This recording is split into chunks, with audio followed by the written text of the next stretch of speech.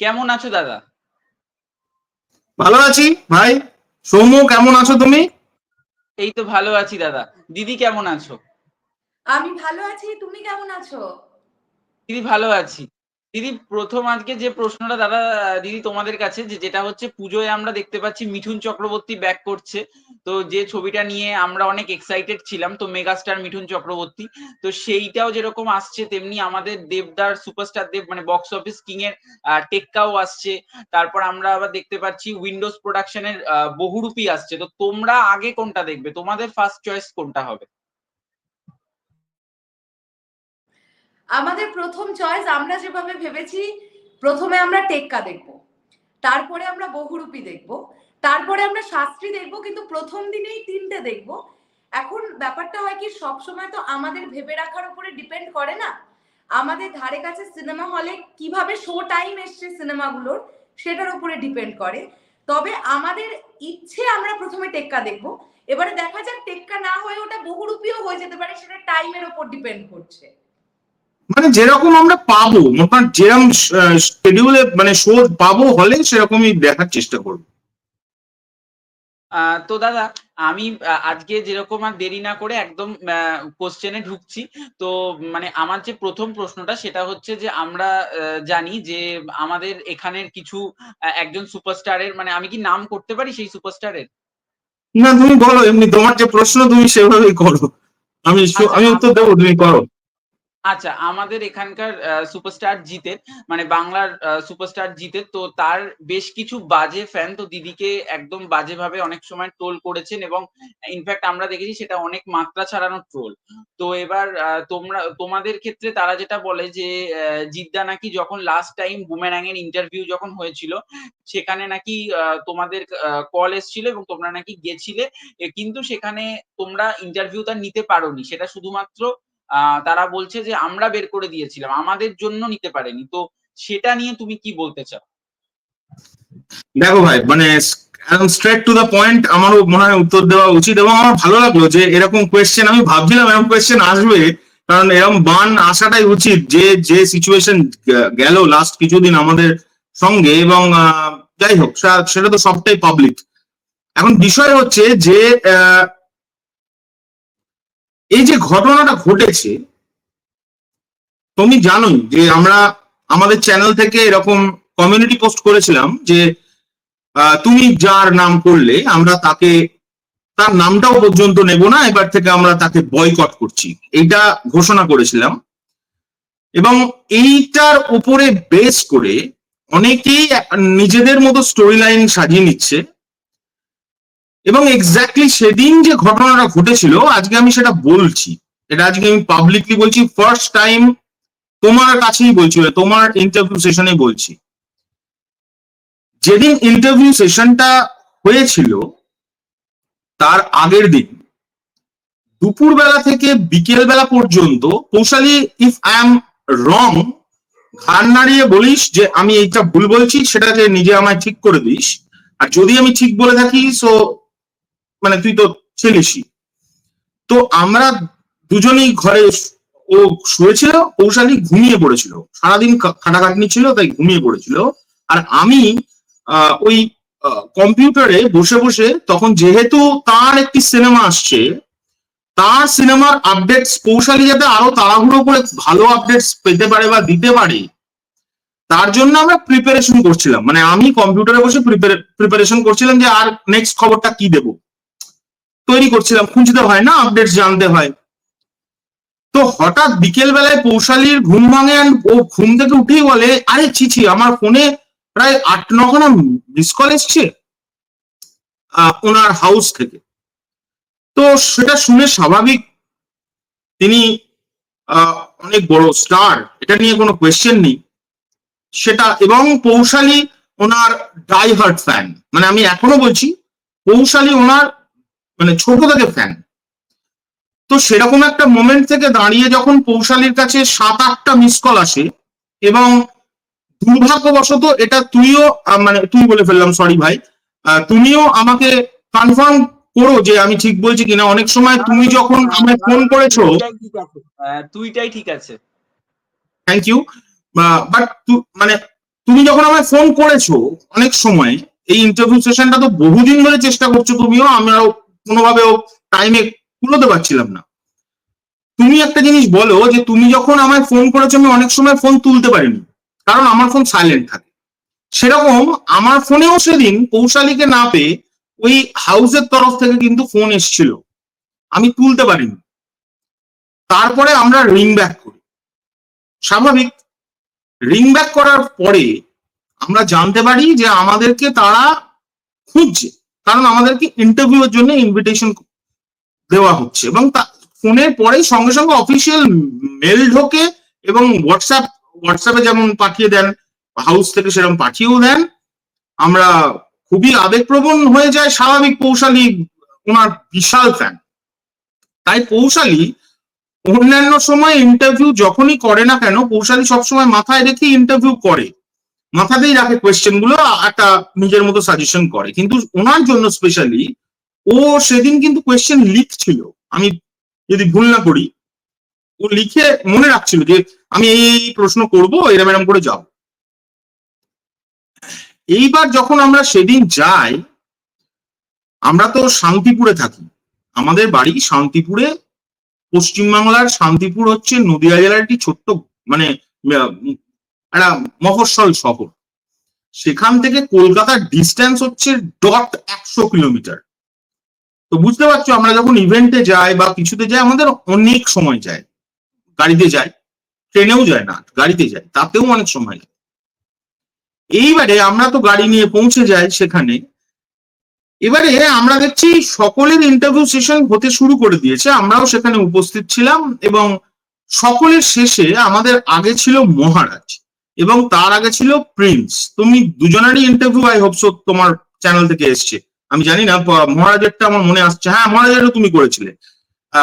তো যাই হোক, মহারাজের ইন্টারভিউটা হওয়ার সময়ে আমরাই শুধুমাত্র বাকি ছিলাম শেষ, মানে আমরাই ছিলাম লাস্ট।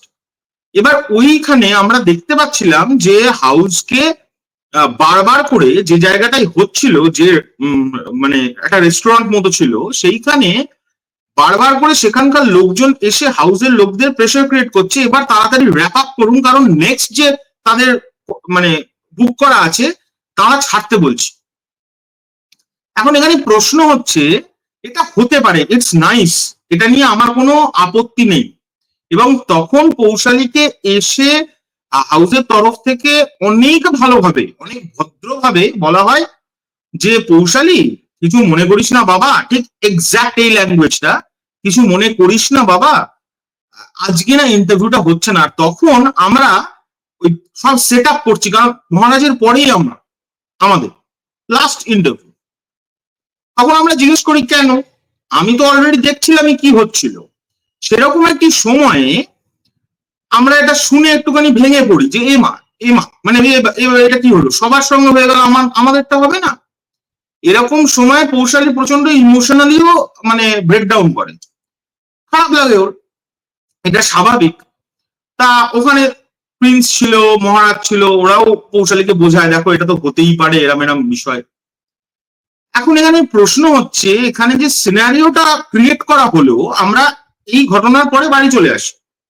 বাড়িতে আসতে আসতেও আমরা কমিউনিটি পোস্ট করেছিলাম, সেই কমিউনিটি পোস্টটা তুমি এখনো চেক করতে পারো ফ্রম ইউটিউব, যে আমরা এরকম একটা ঘটনা ঘটেছে, আমরাই শুধুমাত্র ইন্টারভিউ সেশনটা করতে পারলাম না দুর্ভাগ্যবশত, কিন্তু ওনার সঙ্গে পৌশালীর দেখা হলো, পৌশালী ছবি তুললো, ভদ্রভাবে এরকম স্ট্যাটাস লিখে আমরা চলে আসি। পরের দিন সকাল থেকে দেখলাম একটা ন্যারেটিভ ক্রিয়েট করা হয়েছে যে আমাদের নাকি ইন্টারভিউ দেওয়া হয়নি প্ল্যানফুলি, অ্যান্ড সেটা কেন না আমরা দা মেগা স্টার শাকিব খানের খবর করি, অ্যান্ড যোগ করে দিই সেটা হচ্ছে ফ্যানেরা নাকি ওনাকে বারণ করেছে, তাই উনি নাকি এরকম একটা ডিসিশন নিয়েছে। তো সেইটাকে, এই ন্যারেটিভটা আমি ধরে নিলাম, তুমি বলতে পারো ফ্যানরা তো যা খুশি বলতে পারে, দাদা তুমি কেন এরকম কথাবার্তা বললে। আমি প্রতিবাদটা করেছিলাম মেনলি, এতদিনেও পৌশালীর মুখ থেকে ওনার নামে কোনো অপশব্দ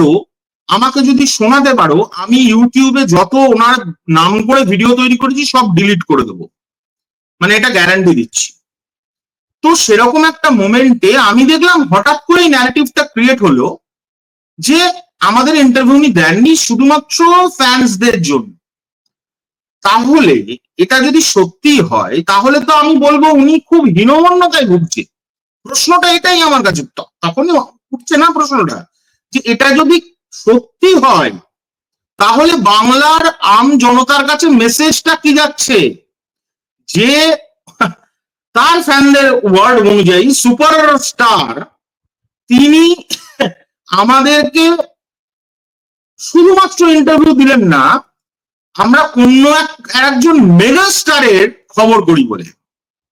তাহলে ন্যারেটিভটা কি যাচ্ছে, যে ওই সুপারস্টার ভয় পাচ্ছে। নাহলে এটা কেন? আমি ওদের কথাটা মেনে নিচ্ছি, আমাদের না দেয়নি, আমাদের না তাড়িয়ে দিল, আহারে, তার মানে উনি ভয় পাচ্ছেন তো। কারণ তারও একটা প্রমাণ যে মহারাজের ইন্টারভিউ সেশনে উনি বলেছেন মার্কেট খোলা আছে, যে কেউ আসতে পারে। এটা ন্যারেটিভ এটাই সেট হচ্ছে। তা কেন বলছেন? উনি তো অন্যভাবে বলতে পারেন, উনি এতদিন পর হঠাৎ এই রিসেন্ট একটা ওনার ছবির জন্য আমি শুনছি নাকি উনি বলছেন আমি তুফান দেখেছি। দেখতে বাধ্য হয়েছেন। যদি এটাও যদি হয়ে থাকে, সব তো ওটা থেকে ঘুরে আসছে। পয়েন্টটা এইখানে। আমি কিন্তু এমনি এমনি বলিনি। তারপরের দিন থেকে দেখলাম পৌশালীকে নিয়ে ওনার কোটেড অশিক্ষিত জানোয়ার বদমাইশ ছেলেমেয়েগুলো তারা নোংরামির চূড়ান্ত লেভেলে চলে গেল এবং তারা ক্রিমিনাল অফেন্স করতে শুরু করলো। ক্রিমিনাল অফেন্স, কিরকম ক্রিমিনাল অফেন্স? ছবি মর্ফ করা। তুমি আমার থেকে অনেক ছোট, আমি তাই সেই ওয়ার্ডটা বলবো না, সবাই জানে, তুমিও জানো। বয়সের লিহাজে আমি বলতে চাইছি না, যে বাজে কিছু সাইটের থেকে কিছু স্টারদের তুলে তাদের ছবির সঙ্গে পৌশালীর ছবি মর্ফ করছে। এটা নাকি কোটেড শিক্ষিত ফ্যান বেস, হ্যাঁ, যারা এইরকম স্টারের সঙ্গে পৌশালী, যে নাকি তার ডাইভার্ট ফ্যান, তাকে নিয়ে নোংরামি করছে। এবং মুখ খারাপ, আমি তোমায় স্ক্রিনশট পাঠিয়ে দেবো, সব আমার কাছে সব রাখা আছে, একটার পর একটা ইভেন অনলাইনে থ্রেট করছে। আজকের দিনে দাঁড়িয়ে একটা মেয়ের সঙ্গে যখন আমি ওই জন্যই ওই ভিডিও তৈরি করেছিলাম, একটা মেয়ের সঙ্গে যখন নোংরা একটা কাজ হচ্ছে, সারা সমাজ দাঁড়িয়ে যাচ্ছে, অনলাইনে যে মেয়েগুলোর সঙ্গে এরকম ধরনের নোংরামি হচ্ছে, সেটার জন্য অন্য কোনো মানুষ বা অন্য কোনো ক্রিয়েটার মুখ খোলার সাহস পাচ্ছে না কেন? তার মানে তারাও ভিউজ এর জন্যই করছে। তারা ভয় পাচ্ছে যে ওই ভয়ঙ্কর ফ্যান বেসটা যদি আমাকে অ্যাটাক করে। নইলে এটা যেটা হচ্ছে, দেখলাম স্বস্তিকাদি, তার কিছুদিন পরের ঘটনা, স্বস্তিকাদি ছবি মর্ফ করেছে বলে আমাদেরই মধ্যে দু একজন, কি বলবো, ইউটিউব কমিউনিটির ছেলেমেয়েরা তারা প্রোটেস্ট করলো যে কেন মর্ফ, একদম এই ওয়ার্ডটা ইউজ করে, আমি দেখাতে পারি সে ভিডিও, মর্ফ কেন হলো স্বস্তিকাদির। তাদের মুখ থেকে এটা বেরো না। সঙ্গে পৌশালীদিরও কিন্তু মর্ফ হয়েছিল, কেন পৌশালীদির সঙ্গে না হলো? কারণ এদিকে তারা আবার কোয়েশ্চেন তোলে তাদের ভিডিওতে, মেরুদণ্ডহীন কিছু লোক, তা মেরুদণ্ডটা যার নেই সে তো প্রমাণিত ভিডিওতে।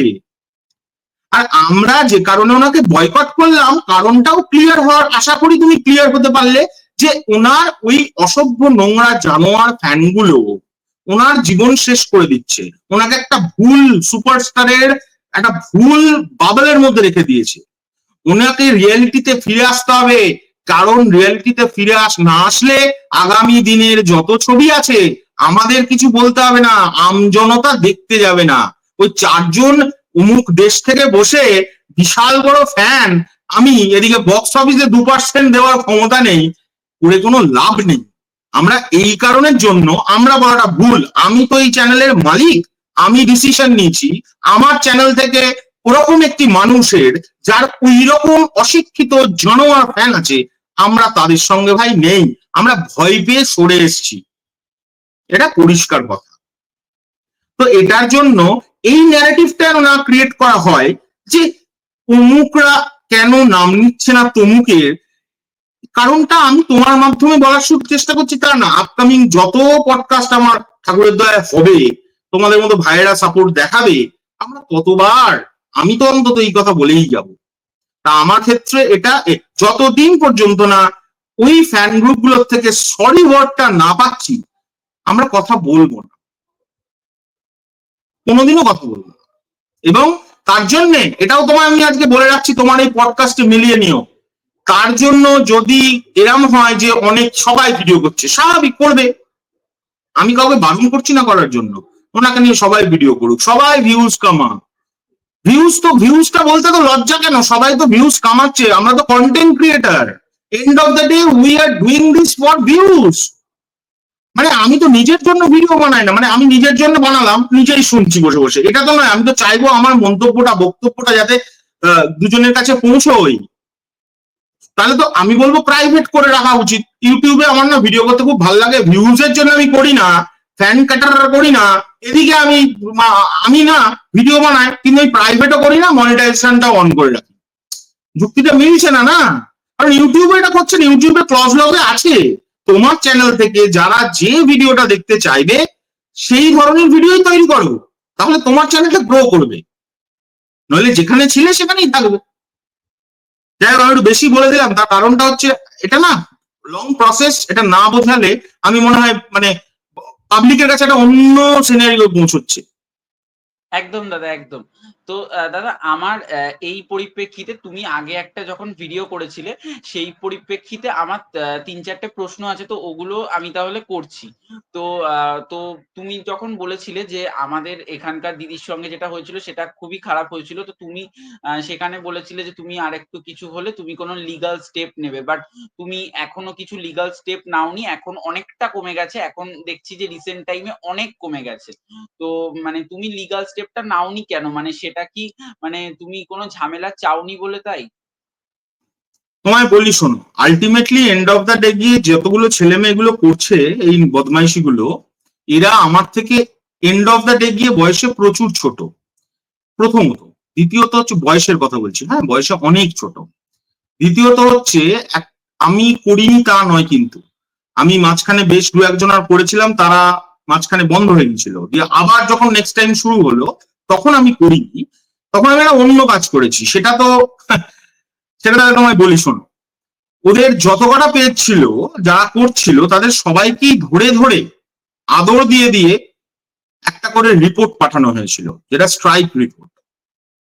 আমাদের ছবি মর্ফ করেছিল, তো সেই মর্ফের জন্য অনলাইন থেকেই একটা সিস্টেম করে দিয়েছে ফেসবুকের কথা বলছি, সেখানে তুমি যে কোনো রকমের সেক্সুয়াল অ্যাবিউশন যদি হয় কারোর সঙ্গে, তুমি রিপোর্ট করলে ওটা অনলাইনে ওটা সার্কুলেট হয়, মানে সব জায়গায় ঘুরে বেড়ায়। এবার ওই লিঙ্কটাতে তুমি যদি ক্লিক করো অ্যান্ড তোমার রিপোর্টটা যদি তুমি দাও যে কেন, তারা যদি বোঝে যে এটা সত্যি তোমার সঙ্গে বাজে জিনিস করছে, দে উইল টেক স্টেপ।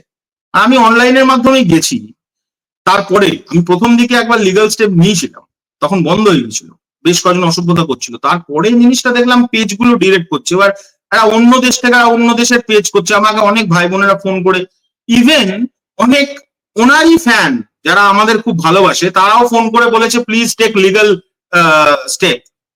আমরা নিইনি, কারণ ওই যে বললাম একজন বাচ্চা ছেলে, সে তার মানে লাইফে যদি একটা রেড লাইট মানে রেড কার্ড পড়ে যায়, এটা তার জীবনের এগোনোর জন্য একদমই ভালো নয়।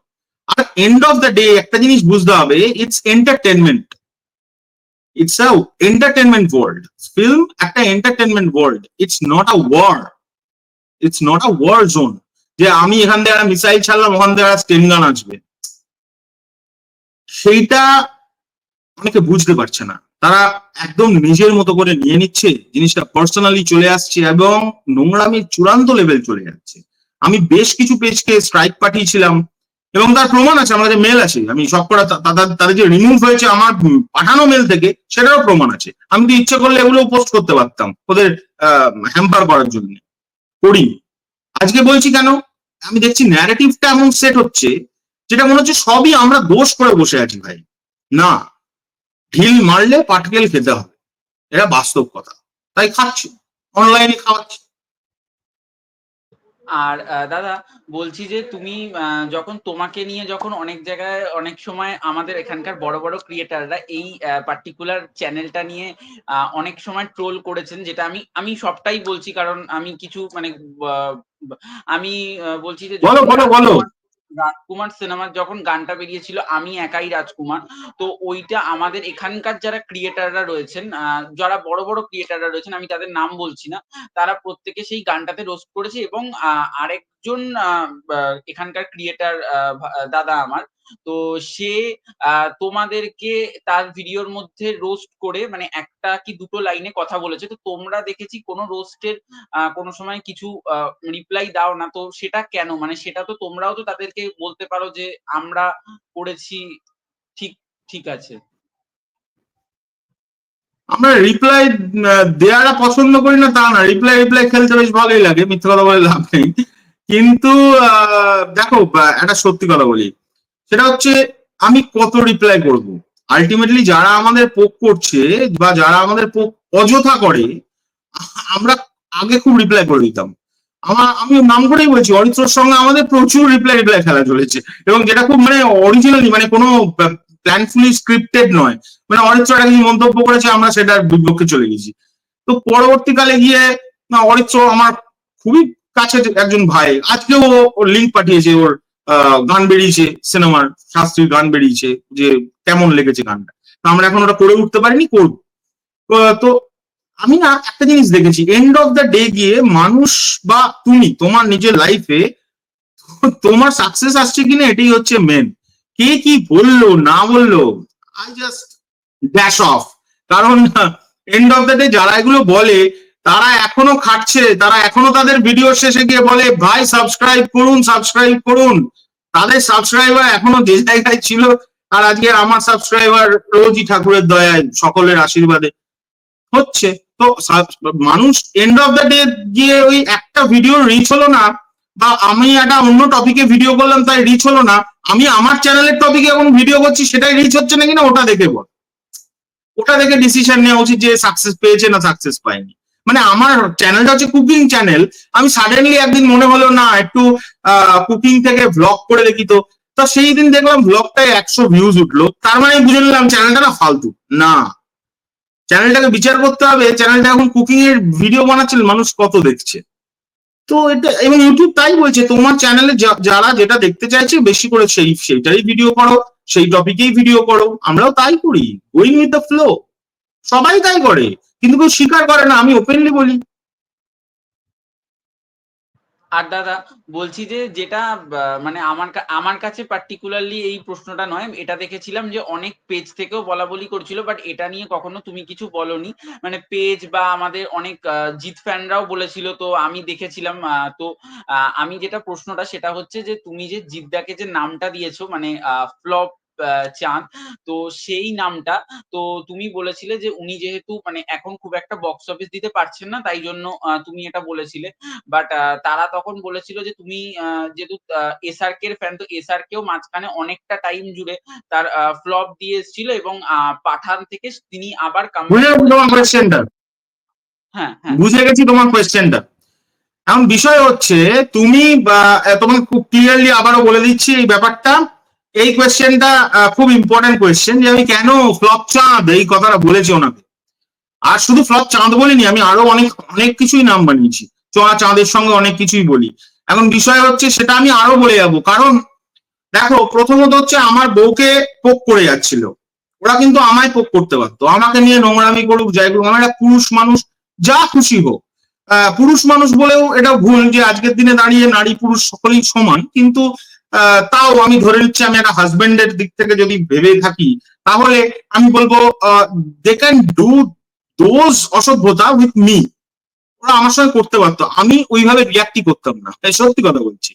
কিন্তু আমি যখন দেখলাম, তুমি একটা জিনিস আমায় বলো তার আগে, এই যে আরজিকর কাণ্ড ঘটলো, এই যে আরো আজকেও একটা জঘন্য ঘটনা ঘটেছে, আজ বা গতকাল, না এছাড়াও রোজই ঘটছে এরকম কিছু না কিছু, সেই সময়ে মানুষ আরজিকরের ঘটনাটা ঘটলো, মানুষ আরজিকরকে প্রশ্ন না করে মানুষ সরকারকে কেন করলো, প্রশ্নটা কারণ বলো। আর সরকারের হাতে, তাই হলো গুড গুড, একদম পারফেক্ট অ্যান্সার।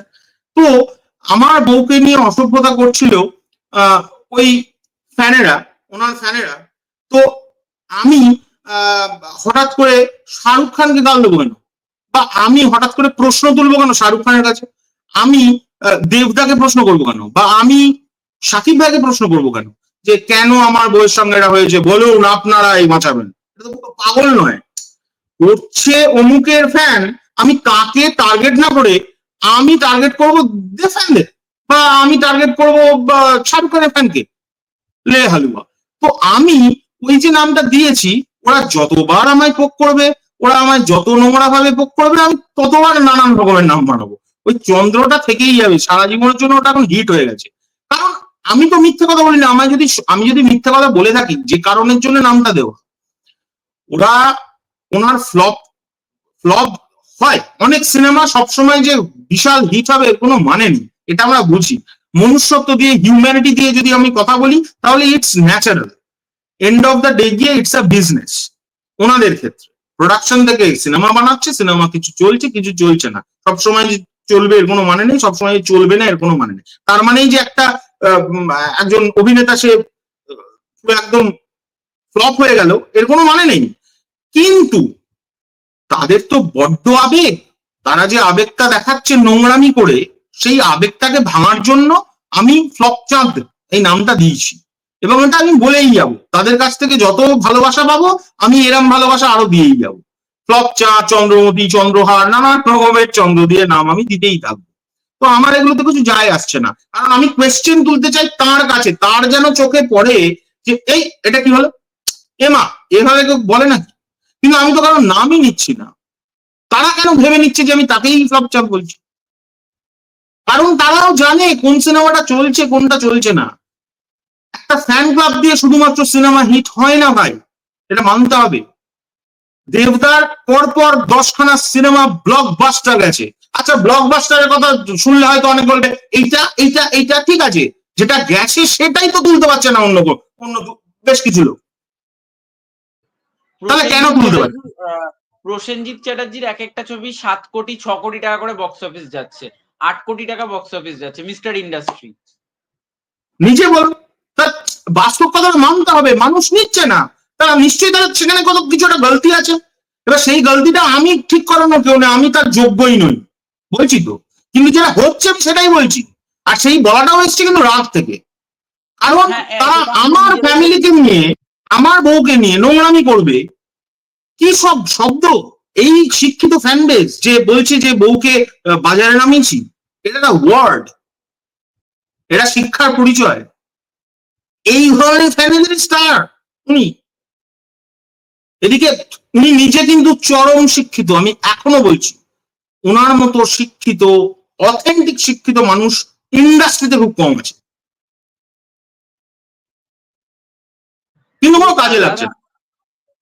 তো দাদা, যেটা আমরা যেটা রিসেন্ট টাইমেও দেখেছিলাম যে যখন মিস্টার ইন্ডাস্ট্রিজ সিনেমার সাথে যখন সুপারস্টার জিতের ছবি রিলিজ হয়েছিল, তখন আমরা দেখেছিলাম অযোগ্য ইনফ্যাক্ট এখনো চলছে, হাউসফুল হচ্ছে রেগুলার, এবং অযোগ্যর কালেকশন একটা ম্যাসিভ হয়েছিল, বাট বুমেরাং এর কালেকশন অত আহামরি হয়নি। কিন্তু আমরা যদি রিভিউজ এর ক্ষেত্রে দেখি, বুঝতে পেরেছি, রিভিউজ এর ক্ষেত্রে অযোগ্য রিভিউ খারাপ এসেছিল, বুমেরাং এর রিভিউ অনেক ভালো এসেছিল, এটা তো বলছো। আমার মনে হয় এবার পৌশালীর দিকে শিফট করা উচিত, পৌশালী তখন থেকে বসেই আছে, পৌশালী ক্যান রিপ্লাই দিস। আমি বলবো পরে বলছি। হ্যাঁ দিদি তুমি বলো। আসলে বিষয়টা কি জানো তো ভাই, আমরা সিনেমা দেখি, আমরা রিভিউ করি। আমি গত 3-3.5 বছর কাজ করে এটা ফিল করে গেছি, আলটিমেটলি দর্শক রিভিউ দেখে সিনেমা হলে যায় না। তারা মাথাতে ডিসাইড করে নেয় আমরা কোন সিনেমাটা দেখবো আর কোনটা দেখবো না। তুমি এরকম প্রচুর সিনেমা দেখতে পাবে যেগুলোর জঘন্য রিভিউজ এসেছিল কিন্তু বক্স অফিসে দুরন্ত। আবার প্রচুর এরকম সিনেমা দেখতে পাবে যেগুলো সুন্দর রিভিউ এসেছিল, বক্স অফিসে ফ্লপ। সো বাঙালি দর্শক বা জনসাধারণ কোন সিনেমাটা দেখতে যাবে এটা না আজকের ডেটে দাঁড়িয়ে রিভিউ এর উপরে আর ডিপেন্ড করে না। হ্যাঁ, যদি রিভিউ এর কথাই বলি তাহলে আমি খুব প্রাউড ফিল করে 2-3টে চ্যানেলের নাম বলতে পারি যাদের রিভিউ দেখে কিছু বাঙালি দর্শক হলে যায়। Aritra's Gyan, Rupam's review, artistic seventh sense, Abhra unplugged, এই 4টে চ্যানেল রিভিউয়ের দিক থেকে আমার মনে হয় যারা অল্প কিছু দর্শককেও হলে টানাবার জন্য তারা সাপোর্ট বা তাদের ভিডিওর দ্বারা কিছু অল্প সংখ্যক মানুষ, যে আমি অরিত্র রিভিউটা দেখলাম তাহলে যাই সিনেমাটা কি দেখে আসি, কিন্তু সেটার পরিমাণ অনেক কম। কাজেই অযোগ্য মিক্সড রিভিউ পেয়েছিল, বুমারাং খুব ভালো রিভিউ পেয়েও ঠিকঠাক চললো না, বিষয়টা না এরকম নয়। তুমি দেখবে একটা রিভিউ ধরো লোকজন দেখলো, সে ভেবে আছে যে আমি এই সিনেমাটা দেখতে যাব, রিভিউটা খারাপ শুনলে আরো আগে দেখতে যায় সিনেমাটা, দেখি তো এরকম কেন বললো। সে যদি ভেবে থাকে আমি এই সিনেমাটা দেখবই, তাহলে সে যাবেই। আর একটা সিনেমা সে ভেবেছে আমি যাবই না, তুমি 100টা ভালো রিভিউ সামনে দাঁড় করিয়ে দাও, ওই লোককে তুমি টেনে নিয়ে হলে যেতে পারবে না। খুব বেশি হলে লোকটা বলবে ভাই ওটিটিতে আসুক আমি তখন দেখে নেব। এটা হচ্ছে কারেন্ট সিনারিও অফ বাঙালি দর্শক বাংলা সিনেমার জন্য। আমি শুধুমাত্র বাংলা সিনেমার কথা বললাম এখানে, এবং বলিউড বা সাউথ ফিল্মের জন্য আমরা একদম উল্টো একটা সিনারিও দেখি। আর বাংলাদেশের কথা যদি বলি, আমি এই তোমার এই পডকাস্টের দ্বারাই বলতে চাই, শেখা উচিত ওদের কাছ থেকে নিজেদের মাতৃভাষার সিনেমাকে কিভাবে রেসপেক্ট করতে হয়।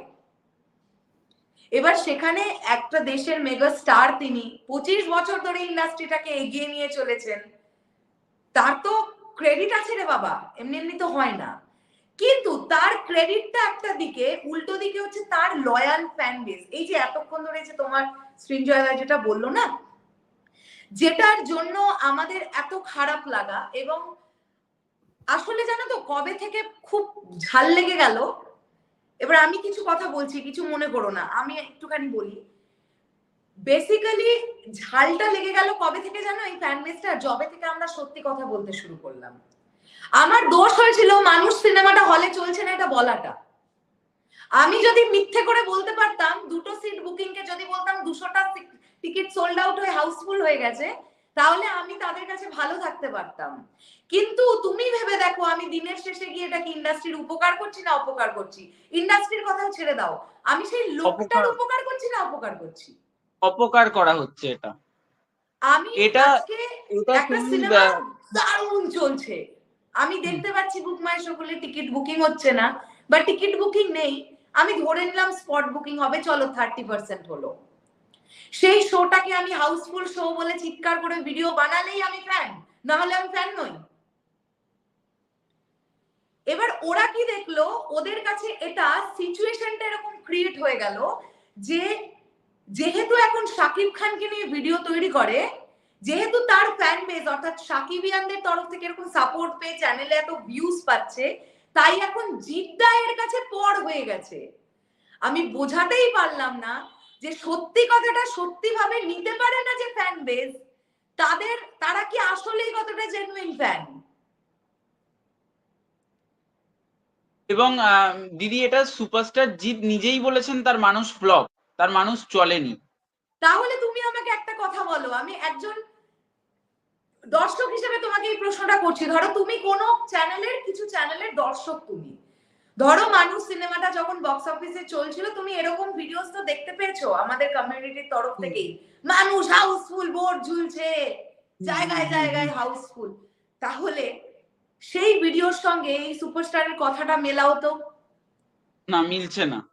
মিলছে না তো।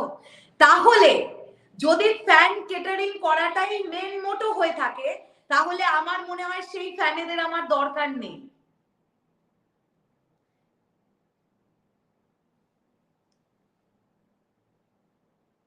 আমার একটু নেটটা ঘুরছিল বোধহয়। ঠিক আছে, কোনো অসুবিধা নেই।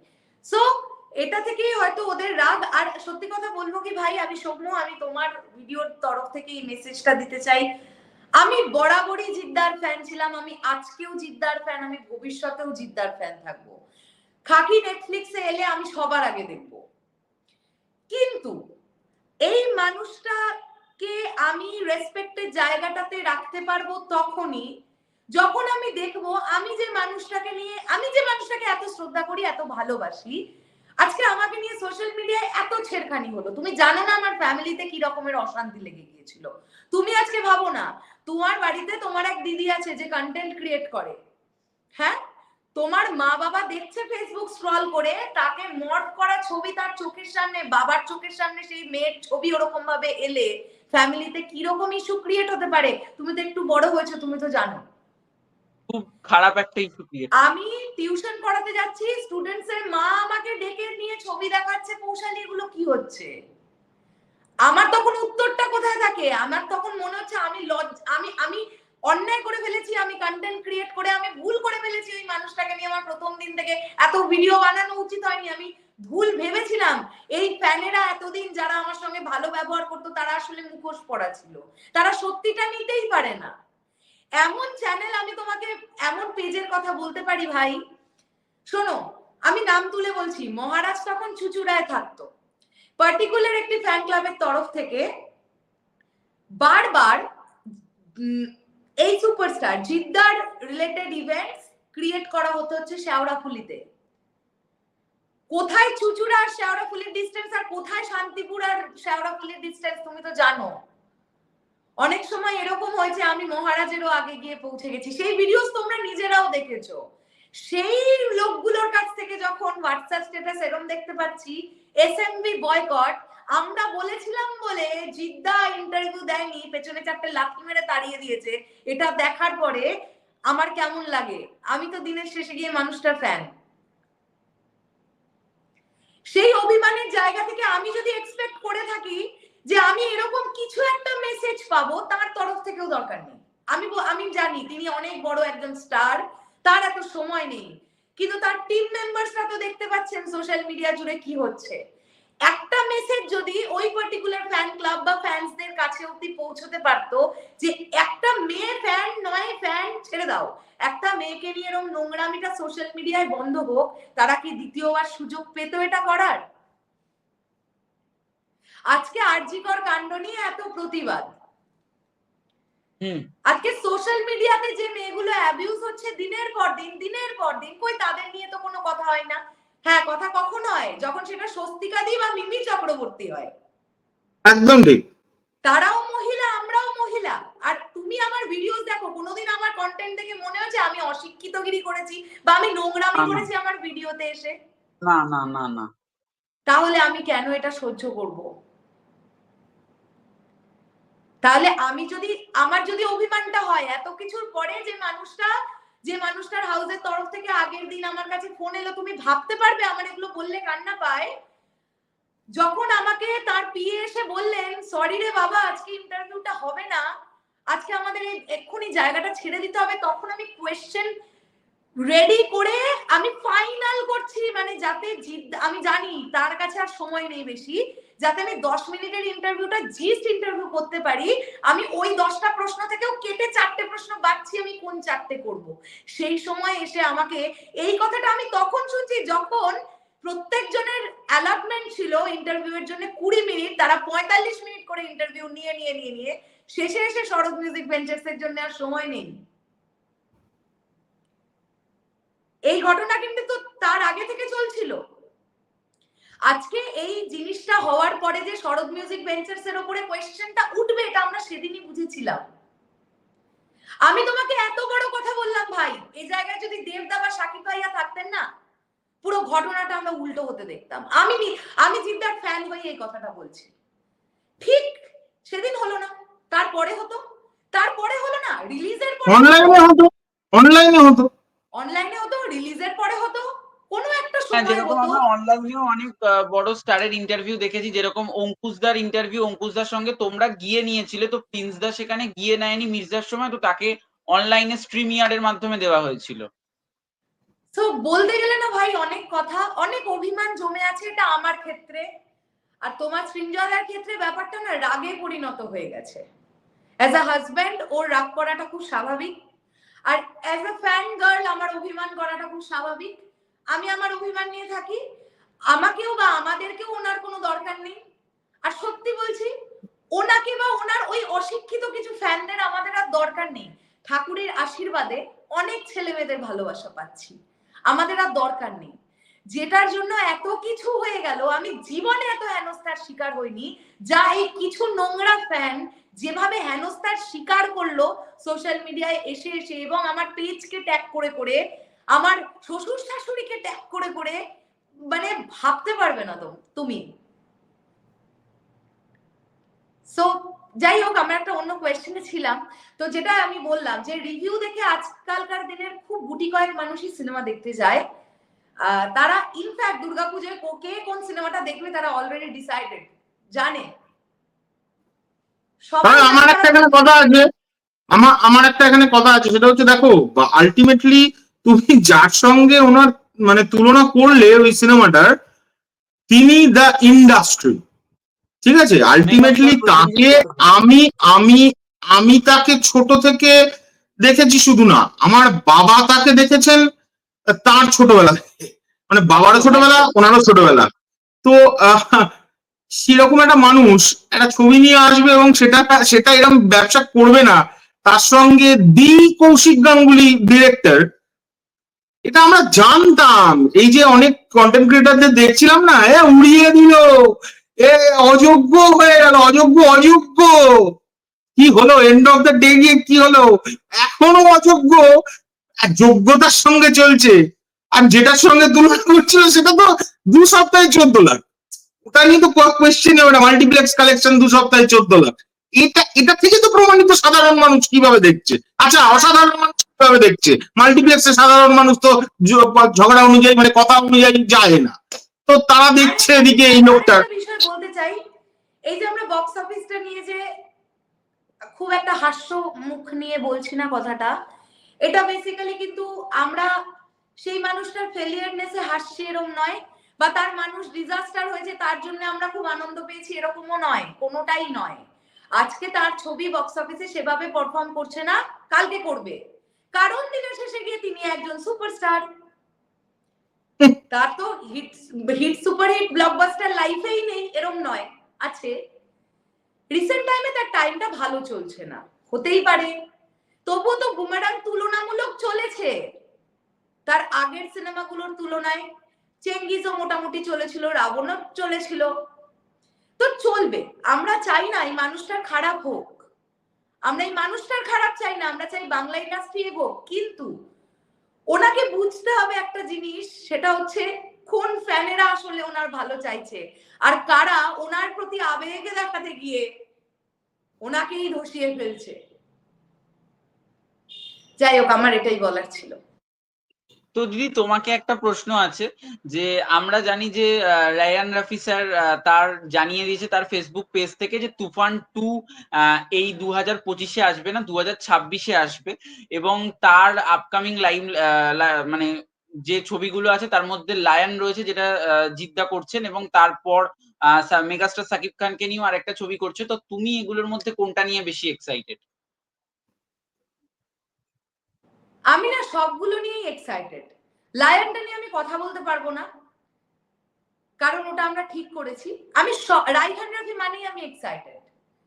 আর সাকিব ভাই আর রায়হান রাফি আবার বক্স অফিসে আসুক, তুমি বুঝতে পেরে যাবে ওটার রেজাল্টটা কি আসে। সো আমি বিশ্বাস করি রায়হান রাফি এমন একজন ডিরেক্টর, বা সাকিব ভাইয়া এমন একজন মেগাস্টার, খুব ভালো গল্প না হলে তারা কেউ ইয়েস করতেন না। মানে রায়হান রাফিও ভালো গল্প ছাড়া কাজ করবে না, উনি তো সত্যি ঘটনা অবলম্বনে ছবি নির্মাণ করেন। আর মেগাস্টার সাকিব খান, উনি ভালো গল্প ছাড়া সাইনই করবেন না। এখানে আমার একটা কোয়েশ্চেন, আমার একটা কথা আছে, মেগাস্টার সাকিব খানকে নিয়ে বলতে গেলে এক্সট্রা 40 মিনিট কেটে যাবে। ওই মানুষটার সঙ্গে আমরা মিট করেছি, আমরা সামনে থেকে দেখেছি, বাইরে থেকে প্রচুর কিছু শুনেছিলাম ওনার সম্পর্কে, উনি এরকম, উনি সেরকম, ওনার অনেক অহংকার, এই ওই হ্যানা ত্যানা, পুরোটা মিথ্যে। যে সামনে থেকে ওই মানুষটাকে দেখবে সে বুঝবে কেন উনি বাংলাদেশের মেগাস্টার, দি মেগাস্টার শাকিব খান। কেন উনি যে গল্পই চুজ করুক না কেন, অবশ্যই পৌশালী যে কথাটা বলছে আমি একমত, যে রায়হান রাফি একটা কারণ, উনি গল্প চুজ করা, ওনার ডিরেকশন অন্য রকমের, অন্য লেভেল, আমরা বাংলাদেশের অনুযায়ী কথাটা বলছি, তা ওনার কাজ ভালো লাগে, উনি সবসময় এক্সপেরিমেন্টাল কাজকর্ম করেন। কিন্তু যদি ওখান থেকে বাদ দিয়ে দাও রায়হান রাফিকে, থাকছে দা মেগা স্টার শাকিব খান। তো মেগা স্টার শাকিব খানের প্রভাব সেটা একটা অন্য লেভেল, ওটা আমি নিজের চোখে দেখেছি। ওটার ওনার ফ্যান্ডাম, ওনার স্টারডাম চোখের সামনে দেখা একটা মানুষের, তুমি কোনো একজন মানে কোনো যে কোনো কাউকে আমাদের বাংলা কোনো অভিনেতাকে তুমি এরকম দেখাতে পারবে যার প্রত্যেকটা সিনেমা 17 সপ্তাহ, এই এখনো চলছে 17 সপ্তাহ তুফান, যার পুরনো সমস্ত সিনেমাগুলো যখন নতুন সিনেমা আসে বাংলাদেশে, তার নয় অন্য কারো নতুন সিনেমা আসে, কোনো হল সেই সিনেমা না নিয়ে তার পুরনো সিনেমা নেয়, মানে মেগাস্টারের পুরনো সিনেমা চালায়। কাউকে একটা দেখাতে পারবে? কোনো একজনকে দেখাও যে এরকম এর সঙ্গেও তো হয়। মানে ইভেন এরাম না যে ওই সিনেমাটা খুব ভালো চলেছিল সেই হল পুরনো ওই সিনেমাটা নিল, এরাম না, যে কোনো সিনেমা, যে সিনেমাটাই বাংলাদেশে ওনার রিলিজ করে ওনার অডিয়েন্স ওনাকে ভরিয়ে ভালোবাসা দেয়, এবং সেটা জেনুইন, সেটা ওই ফেসবুকে লিখে নয় শুধু। এই সাকিবিয়ানরা, ওনার যে ফ্যান ক্লাব, তারা এত লয়াল, এই যে ওয়ার্ডটা ইউজ করি আমরা বারবার, তার প্রমাণ হচ্ছে তুমি দেখো প্রিয়তমার যে টাইটেল ট্র্যাক সেটা 100 মিলিয়ন তুলে দিয়েছিল, তারপরে সেই গানটা হঠাৎ উধাও হয়ে যায়, আমরা সবাই সেটা নিয়েও কথা বলি, এবং উধাও হয়ে গেল কেন? একটা কন্ট্রাক্টের গন্ডগোল ছিল, গানটা প্রাইভেট হয়ে যায়। তুমি দেখো সাকিবিয়ানরা কতটা লয়াল, বললো আচ্ছা ঠিক আছে প্রিয়তমার গানের সঙ্গে এরম হলো, তুফানের গান এলো, কোনো একজন বাংলার কথা বলছি, কোনো একজন বাংলার, মানে আমি কিন্তু পশ্চিম বাংলার কথা বলছি না, পুরো বাংলা ফ্রেটার্নিটির যত অ্যাক্টর অ্যাক্ট্রেস আছে, কারোর একটা গান আমায় দেখাও যেটা 60 দিনের মধ্যে 200 মিলিয়ন ক্রস করতে পারে, যদি আমি ভুল না করে থাকি। এটা ভালোবাসা, এবং শুধু 200 মিলিয়ন না, বাংলাদেশের যত বাঙালি আছেন যারা প্রবাসেও থাকেন, তারা গিয়ে রোজ সিনেমাটা দেখছে এখনো। এমন একটি মানে ওনার সিনেমা এখন রিসেন্টলি প্রিয়তমার পর থেকে ওয়ার্ল্ড ওয়াইড রিলিজ করছে, তো তাকে মেগাস্টার ব্যাপারটা তো এইটা। এবং এরকম একটা মানুষ, এবার বলি কেন মানুষটা ভালো মানুষ, এরকম একটা মানুষ কৌশালী আর আমি যখন প্রথমবার বেনারসে দেখা করতে গেলাম, ভোরবেলায় পৌঁছেছি আমরা, 17 ঘন্টা ড্রাইভ করে গিয়ে, ভাবো, গিয়ে পৌঁছে, তুফানের আগে, হ্যাঁ দরদের শুটিং চলছিল তখন, আমরা যখন গিয়ে পৌঁছলাম, উনি নিজে, ভাবো, আমি তার আগে তোমায় বললাম মেগাস্টারের যে এই যে এই ব্যাপার, মেগা স্টার কেন, এই ব্যাপারটা কিরাম, সেই মানুষটা দরজার মানে নিজের ওই ভ্যানিটি ভ্যানের দরজা খুলে নিজে নেমে এসেছিল কৌশালীর জন্য, তোমরা এসছো, এসো এসো ওপরে এসো। এটা মেগা স্টার শাকিব খান, মানুষ শাকিব খানের কিন্তু উদাহরণটা দিচ্ছি। তিনিও বিশাল সুন্দর দেখতে, এটা নিয়ে তো নো ডাউট কোনো কোয়েশ্চেন নিশ্চয়ই কারণ নেই, গায়ের রং নিয়ে কোনো কোয়েশ্চেন নেই, কথাবার্তা এত মানে সফট, একটা ভদ্র মানুষ, কিন্তু mega star, and of the day গিয়ে একটা দেশের মেগা স্টার, সে ভ্যানিটি থেকে নেমে এসছে। আমি সেদিনই বুঝে গেছি এই মানুষটাকে। এছাড়া তো আরো অনেকবার দেখা, সেগুলো আমি এখন বললে অনেক সময় যাবে, মানে যখনই দেখা হয়েছে উনি কিন্তু আমাদের রেসপন্ড করেন একদম নিজের মানুষের মতো, অসাধারণ মানুষ একদম। দাদা একটা কোশ্চেন ছিল যে আমি কি একটু মানে বক্স অফিস নিয়ে একটা কোশ্চেন করতে পারি? হ্যাঁ অবশ্যই করো।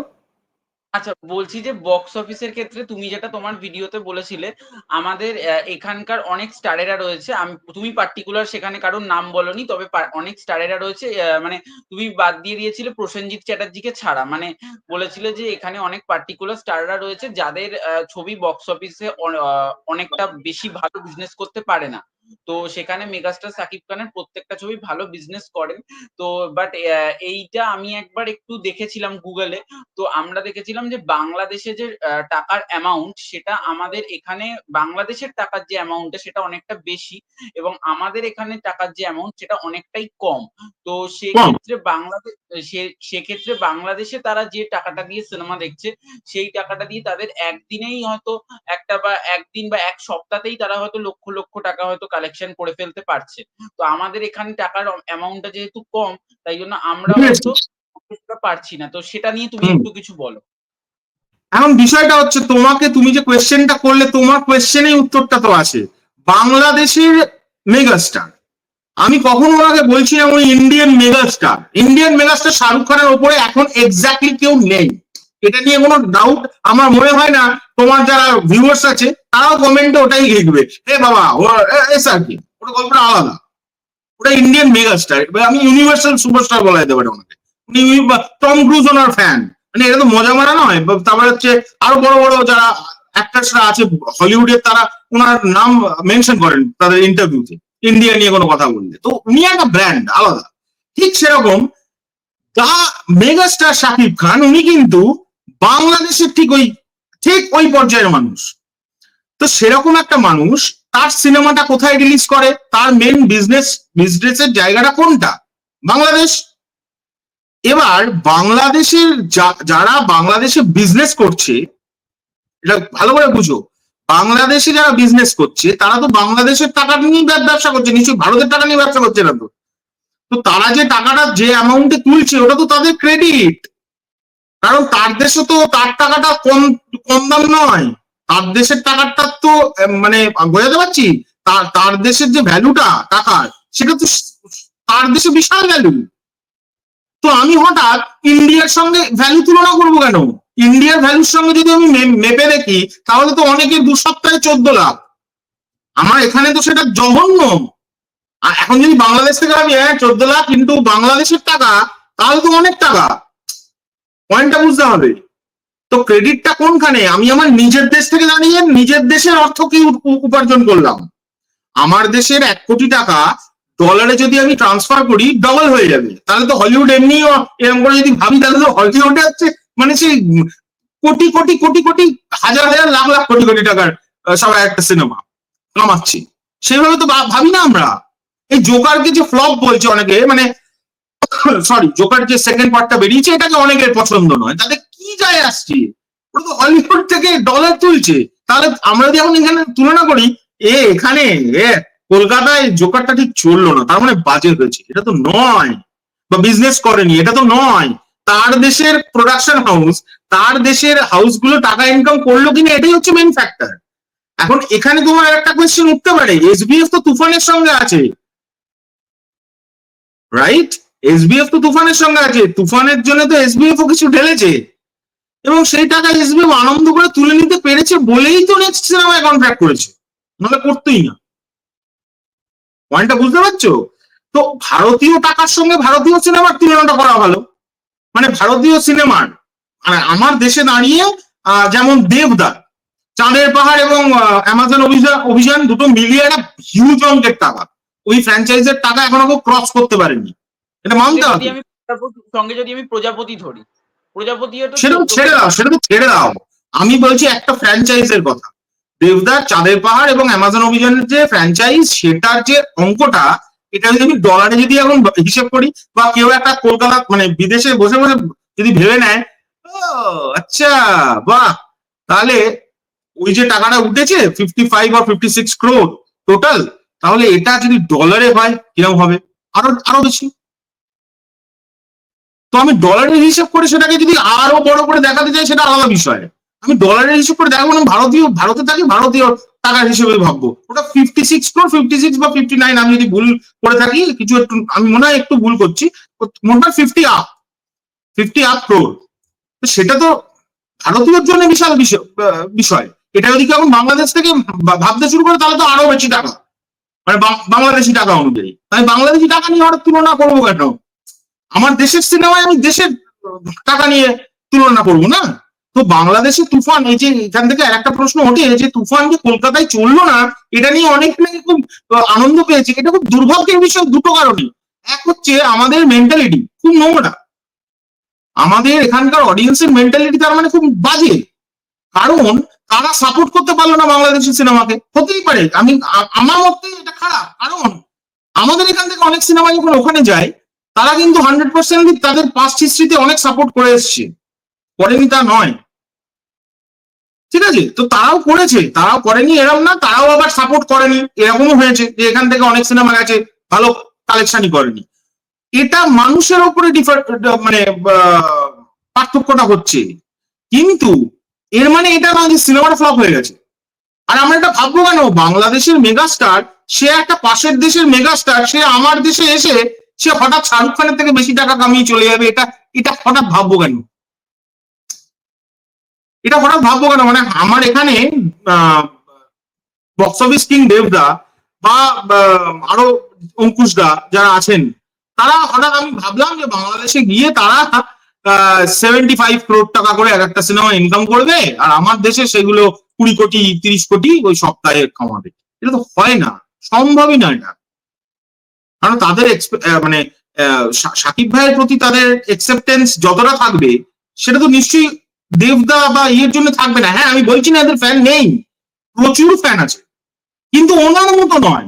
উনি তো মেগাস্টার ওখানকার, এখানে উনি কিন্তু এখানকার মেগাস্টার নয়, ইন্ডিয়ার কথা বলছি।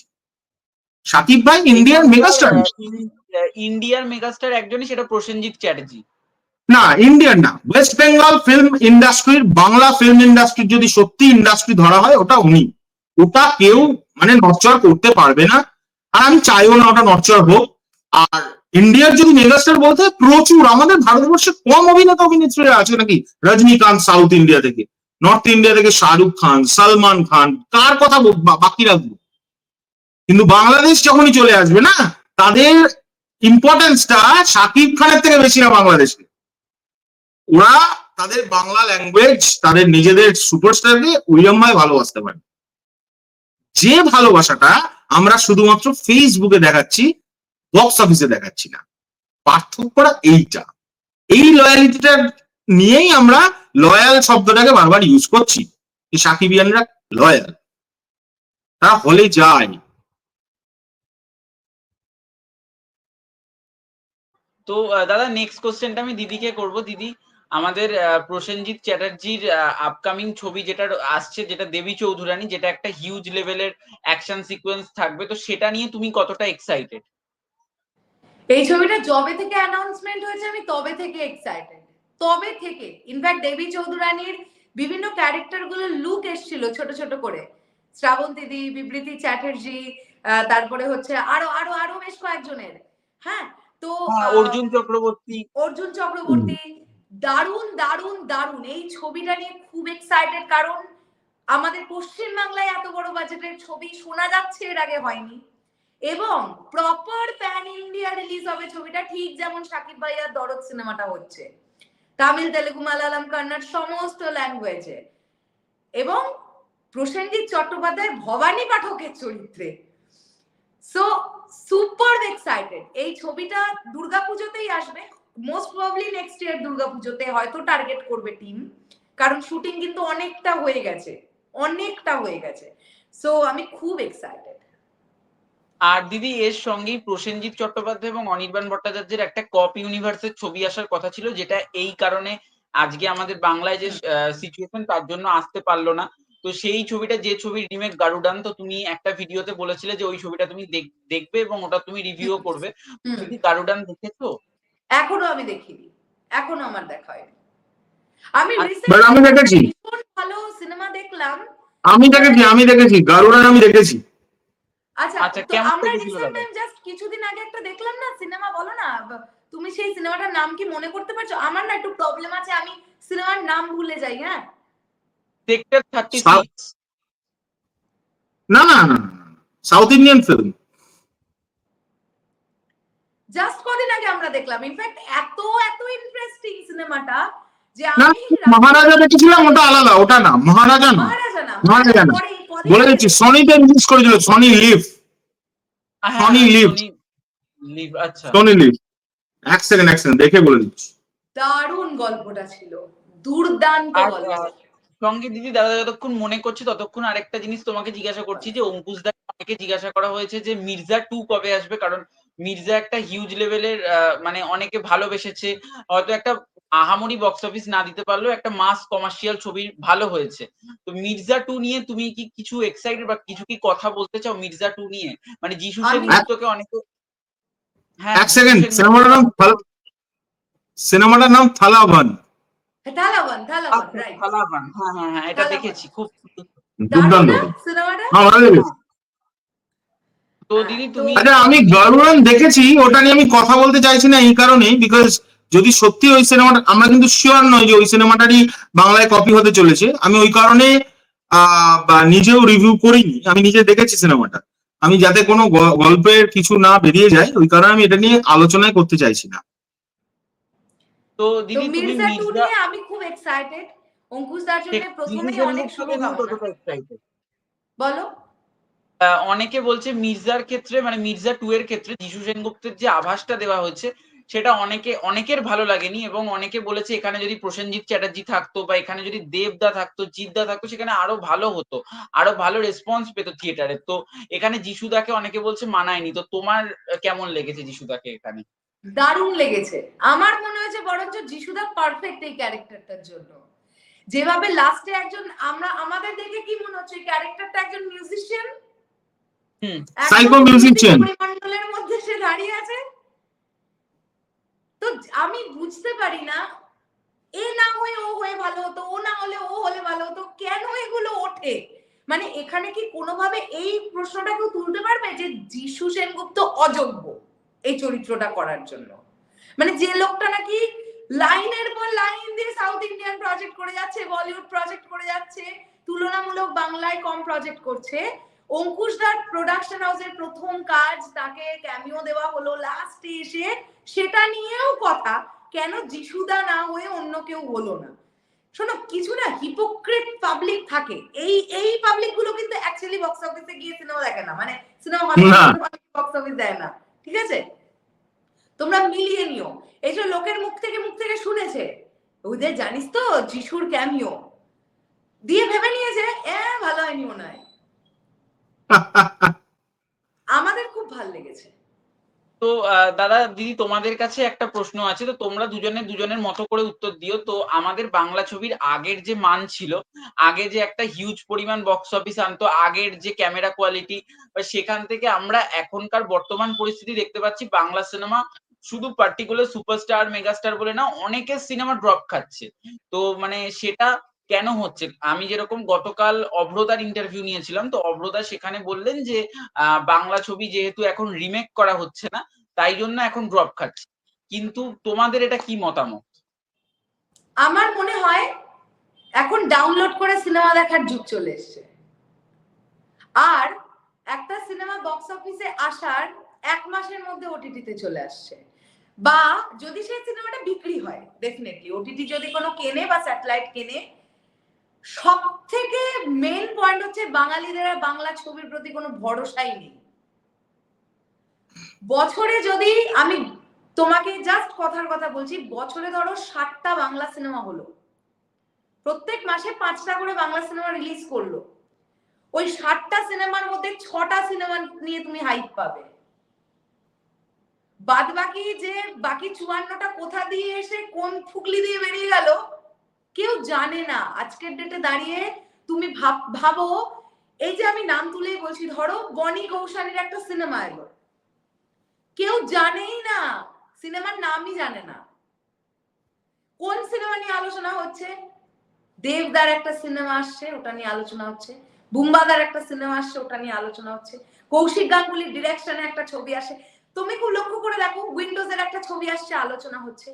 দর্শক ডিসাইডেড তারা কোন সিনেমা দেখতে যাবে। আমি বারবার প্রথম থেকে এটা বলবার চেষ্টা করছি, কৌশিক গাঙ্গুলির ছবি আসছে ওটা দেখতে যাব, সৃজিত বাবুর ছবি আসছে ওটা দেখতে যাব।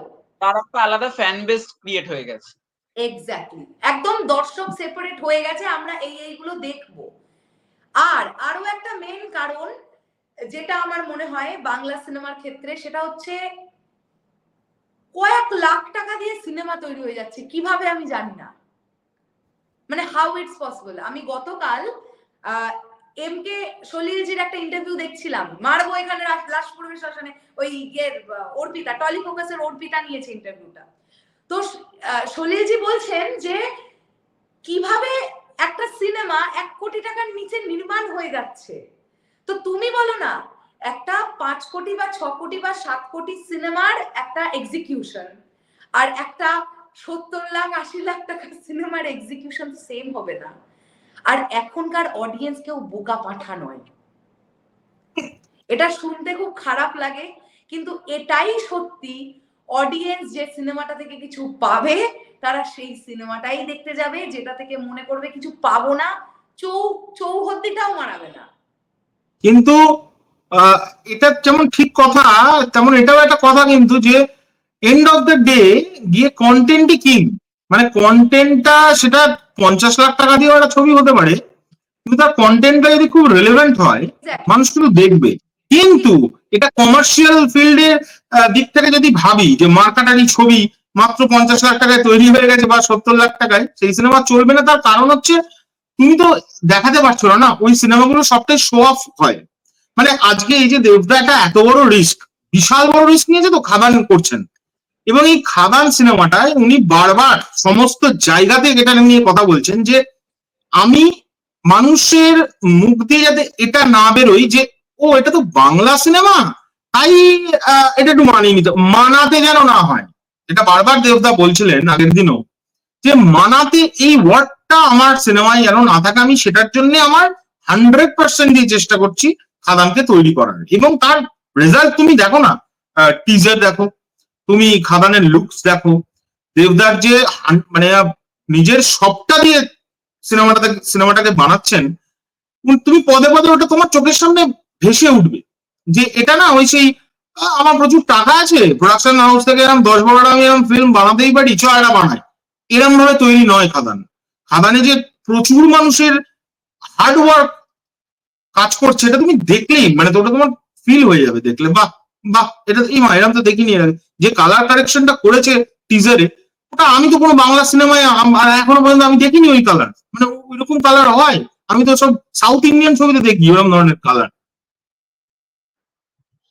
আর দিদি তোমার কাছে একটা প্রশ্ন আছে, যে যেটা দাদা তো বেশি ভিডিও খুব একটা করেন না, তো তুমি বেশি করো, তো তোমার কাছে একটা প্রশ্ন ছিল যে মেগাস্টার সাকিব খানের আমরা জানি আপকামিং ছবি দরদ, যেটার এখন যেটা শোনা যাচ্ছিল সোশ্যাল মিডিয়ার তরফ থেকে যে সেটা 15 কোটি টাকার মানে বাজেটে নির্মিত হচ্ছে।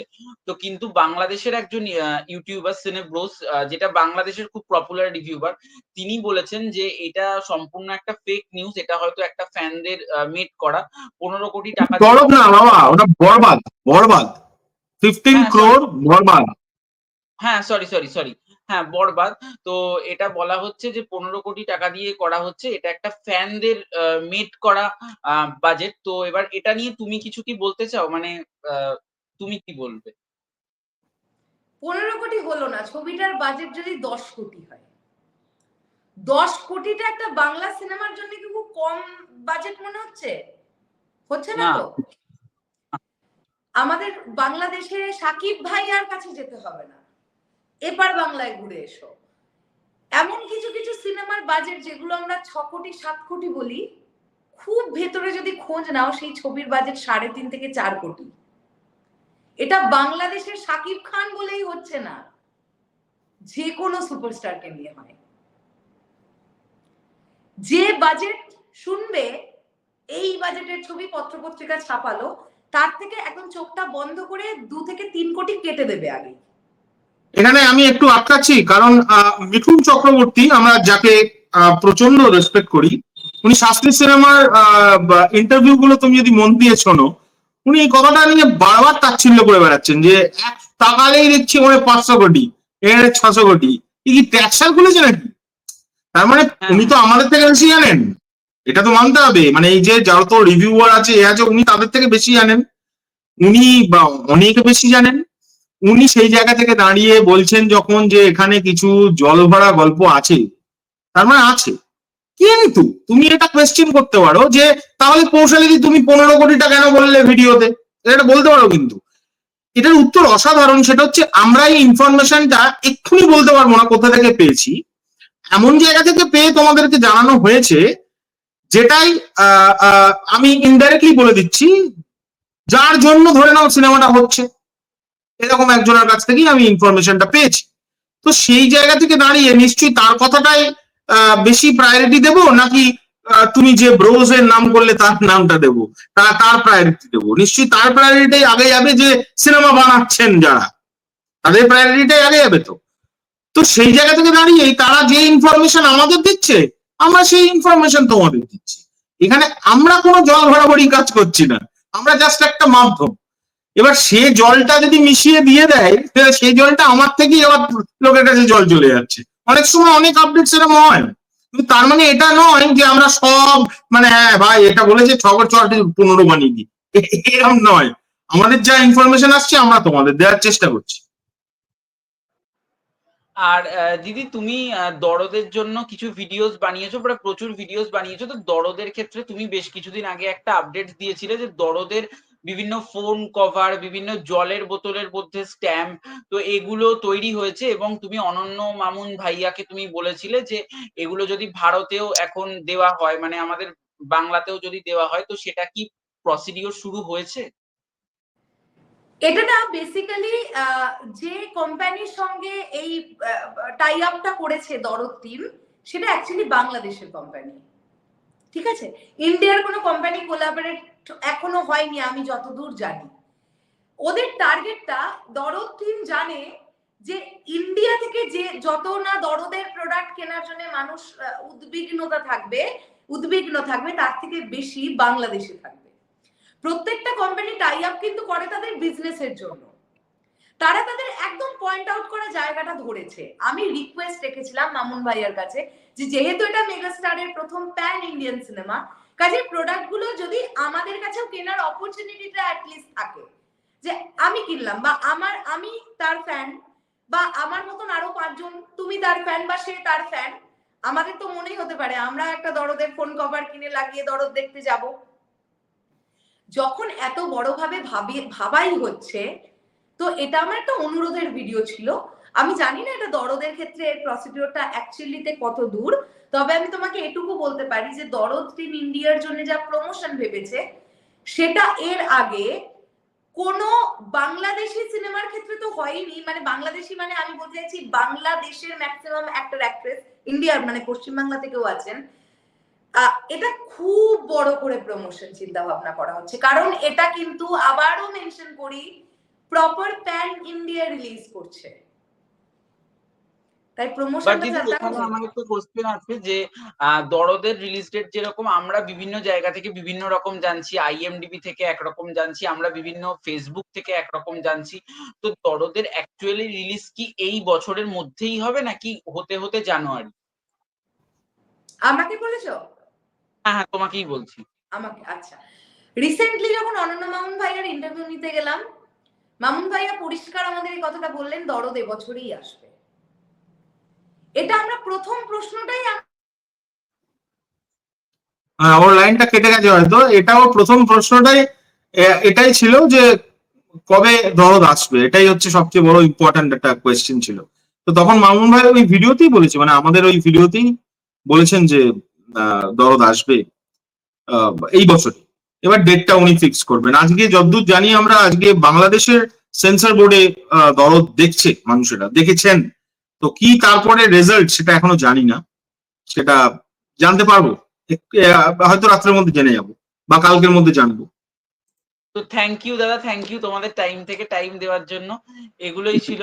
তো দিদি নেই বোধহয়, দিদির লাইনটা ডিসকানেক্টেড হয়ে গেছে। দিদির লাইন ডিস্টার্ব হয়ে গেছে। হ্যাঁ, তো থ্যাংক ইউ দাদা তোমাদের টাইম থেকে সময় দেওয়ার জন্য। তো তোমরা আরো এগিয়ে যাও। তুমি যদি আমি তোমার অডিয়েন্সকে শুনতে পাচ্ছ? হ্যালো? হ্যাঁ, শুনতে পাচ্ছি। হ্যাঁ, আমি তোমার অডিয়েন্সকে এটাই বলতে চাইবো যে সৌম্য বহু দিন ধরে কাজ করছে, চেষ্টা করছিল। আজকের এই পডকাস্টটা মনে হয় প্রথম থেকেই চেষ্টা করছিল, মানে তখন পডকাস্ট শুরু করেনি। আমি দুর্ভাগ্যবশত দিদি এসছি। আচ্ছা আচ্ছা, ভেরি সরি আমার একটা কল ঢুকে গেছিল। একদম একদম হ্যাঁ, দিদি, দাদা অ্যানসার তো দিয়েছেন। তো সৌম্য বহুদিন ধরে কাজ করছে। বন্ধুরা, তোমরা সৌম্যর চ্যানেলটা আরো ভালো করে দেখো, এবং ওর এছাড়াও আমাদেরকে ছাড়াও তো অনেক কন্টেন্ট তৈরি করবে, অনেক পডকাস্ট হয়তো করবে ইন ফিউচার। সকলের পডকাস্ট তোমরা দেখো, এবং একটাই কথা বলবো, পুরো খবরে কেউ কান দিও না। যেটা সত্যি সেটাকেই দেখার চেষ্টা করো, খুঁজে বার করার চেষ্টা করো, কারণ এখন ইন্টারনেটটা একটা পুরো মানে ভয়ঙ্কর লেভেলের একটা ফেকনেসে পরিণত হয়েছে। সেখান থেকে আমার মনে হয়, আমি এটা সৌম্যকেও বলবো, রিকোয়েস্ট করব যে সে যেন এই সত্যি ঘটনাটাকে সামনে নিয়ে আসে। মানে কোনোভাবে হোক যেটা সত্যি সেটা তার জন্য যদি বেশ কিছু দুষ্ট লোকের কাছে খারাপ হতে হয় সেটা খারাপ হও, কিন্তু সত্যি ঘটনাটা কিন্তু সামনে নিয়ে আসো, এটাই আমি বলবো। আর অল দ্য বেস্ট ভাই। আমারও আজকে খুব ভালো লাগলো সৌম্যর সঙ্গে কথা বলে, এবং আমি সকলের কাছে রিকোয়েস্ট করবো সৌম্যর চ্যানেলটা সবাই সাবস্ক্রাইব করো, এটাই তো তোমাদের একটাই শক্তদায়ক কাজ, তোমরা দয়া করে সাবস্ক্রাইবটা করো।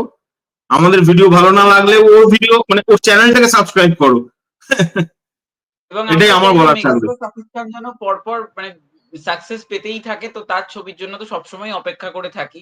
তো সে যেন পরপর সাকসেস পায় এবং সে যেন আমাদের এখানেও সাকসেস পায়। আমি চাইছি আমাদের এখানেও সেটা মানুষ নিশ্চয়ই একদিন না একদিন তো অবশ্যই হবে, ধীরে ধীরে সবকিছুই সম্ভব, সবটাই হবে, এটা আমার ধারণা। কারণ দেখো মানুষ একটা জিনিস এটা মাথায় রেখো, ওই যে এক ধারণা যে সাকিব ভাইয়ের এখানে সিনেমা চলছে না কেন, ইন্ডিয়ায় চলে না, এই ওই হ্যানা ত্যানা, এরকম নয় কিন্তু। কেসটা হচ্ছে আমরা অভ্যস্ত নই, বাংলাদেশি কোনো সিনেমাকে আমাদের হলে চলার আমরা অভ্যস্তই নই। সেই অভ্যেসটা কিন্তু শুরু হলো আবারও সেই মানুষটাকে দিয়ে, মানে সাধারণ হলগুলোতে চলা। যে তুমি কখনো ভেবেছো রানাঘাটে তুমি দরদ দেখতে পাবে? আমি জীবনেও ভাবি। তুমি এটা ভেবেছো যে কল্যাণীতে বসে তুমি তুফান দেখেছো? আমি জীবনেও দেখিনি, মানে আমি এটা ভাবিনি। এবং বাংলাদেশের একটা সিনেমা আমাদের দেশে চলছে, তো সেরকম আস্তে আস্তে এটা হতে হতে হতে হতে আরো রিলিজ করতে করতে মানুষের সঙ্গে ফ্রেন্ডলি হয়ে যাবে ব্যাপারটা। মানুষ ধীরে ধীরে এখানেও সেই শুধু সাকিব ভাই বলবো না, যে কোনো বাংলা সিনেমায় মানুষ দেখতে আসবে। এই অভ্যেসটা মানুষকে করতে হবে, যে মানুষের মধ্যে ঢোকাতে হবে যে বাংলাদেশের সিনেমা অবশ্যই, এবং সেটা যেন, হ্যাঁ এরম বলছি না যে গুণগত মান সম্পন্ন সিনেমা বাদ দিয়ে একটা বাজে সিনেমা এলো সেটাও গিয়ে দেখতে হবে, আমি সেটার সাপোর্টের লোক না, কিন্তু গুণগত মান আছে এবং তার সঙ্গে দ্য মেগাস্টার, এ তো এটা একটা না একটা সময় গিয়ে মানুষ দেখতে বাধ্য। থ্যাংক ইউ দাদা, থ্যাংক ইউ দিদি। তোমাদের অনেক ধন্যবাদ আসার জন্য থ্যাংক আমার ইউ সো চ্যানেল। মাচ। তোমাকে অনেক ধন্যবাদ যে এতদিন ওয়েট করার জন্য। মানে এতদিন আমি অনেক দিন থেকে শুনছি যে সৌম্য ফোন করছে, সৌম্য ফোন করছে। আসলে সারাদিন নানান কাজের ব্যস্ততা, তার মধ্যে ভিডিওস তৈরি, তো আমরা সময় করে উঠতে পারি না, তাই জন্য এক্সট্রিমলি সরি আমাদের চ্যানেলের তরফ একদম না, থেকে। দিদি সরি বলার কিছু নেই, একদম ঠিক আছে। তো থ্যাংক ইউ দাদা, থ্যাংক ইউ দিদি। তোমরা আরো এগিয়ে যাও। তুমিও এগিয়ে থ্যাংক ইউ। যাও, খুব খুব ভালো থাকো, সুস্থ থাকো, আর শুভ শারদীয়, প্রাক শারদীয়ার অনেক অনেক শুভেচ্ছা। তোমাদেরও শুভ শারদীয়া, তোমরা ভালো করে পুজো কাটাও, সিনেমা দেখো পুজোর ভালো করে। Thank you, thank you. হ্যাঁ থ্যাংক তোমরা টাটা। ইউ। লিভ করতে পারো। হ্যাঁ হ্যাঁ, টাটা।